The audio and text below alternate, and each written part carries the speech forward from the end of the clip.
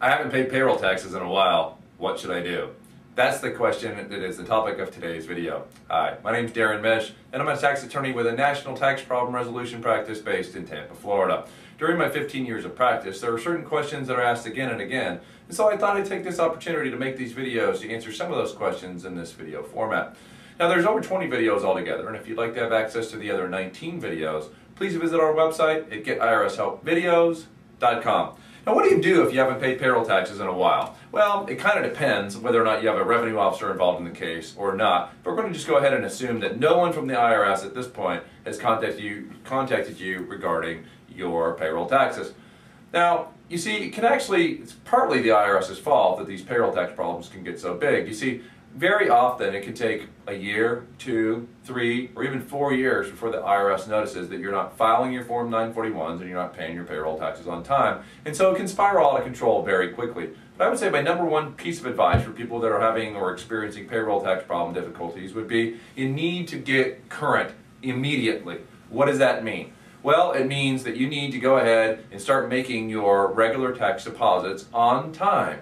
Now, there are certain depositors that are monthly depositors, there are certain depositors that are weekly, daily, and I think there's even depositors that have to make more than one deposit a day for their payroll taxes. But I would guess that the most people that are watching this video are either monthly depositors or weekly depositors. So you need to start making your deposits on time.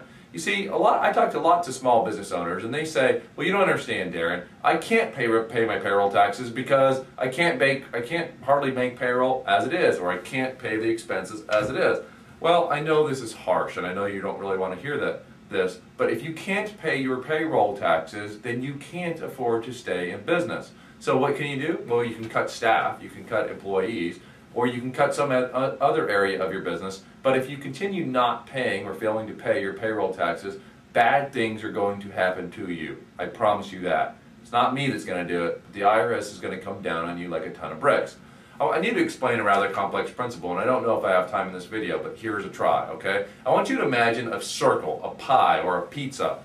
And we're going to cut that pizza down the middle. Not quite fairly. There's going to be a small half and a big half. So I want you to imagine in your mind a pizza where it's cut, where maybe one side is 60% and one side is 40, or 65-35, something like that. Now this large half is going to represent the employees' FICA, Medicare, and unpaid federal income tax. Let me say that again.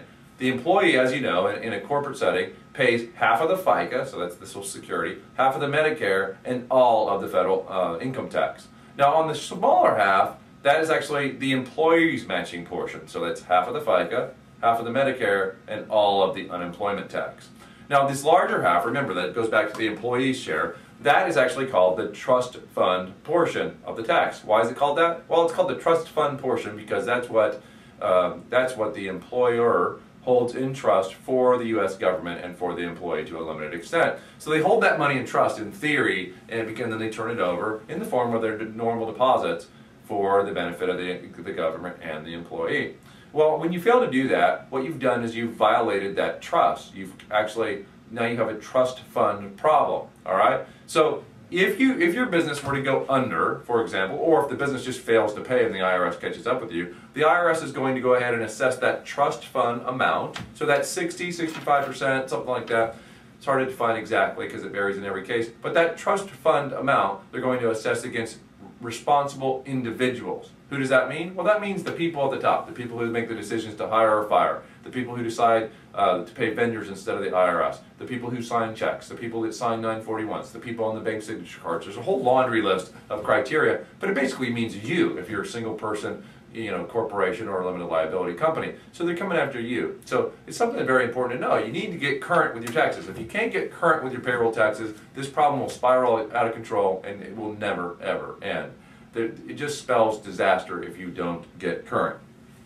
Now, interestingly enough, if you make payments, voluntary payments out of the goodness of your heart to try to catch up with your back tax problem, the IRS is going to designate those payments to pay the non-trust fund portion portion first. Why is that? Well, because that's what's in the best interest of the government. See, they'd rather have you pay the non-trust fund portion off first, because in the likely event that you can't afford to pay it all off, they still can come after you as a responsible individual. By the way, that the imposition of that trust fund obligation on you is called the trust fund recovery penalty. And we'll probably do more videos about that in the future. But what you can do if you know that you're in trouble and you have some money to throw at the problem while also being current, you're going to want to go ahead and designate those payments to go toward the trust fund portion of the total tax obligation. That way it comes off of the corporation's overall obligation, but it also comes off of that portion of the obligation that could ultimately you could be individually held responsible for. Most payroll tax problems work out being installment agreements. In-business offers and compromise don't usually work, and there's some rationale behind that, but the IRS has a strong public policy against making deals with companies that don't pay their tax roll or their payroll taxes. So most companies end up in installment agreements when they have payroll tax problems. And my rule of thumb is that most of those installment agreements are going to have to pay out within 2 to 3 years. Sometimes it can be longer, but I would say that that's a fairly accurate depiction of the situation. Payroll tax problems can be extremely complicated, as I'm sure you just noticed from this rather technical video. And that's all the time that I have for today. If you want to see more videos about IRS problems and how to solve them, there's actually 19 more, and I suggest that you visit our website at getirshelpvideos.com.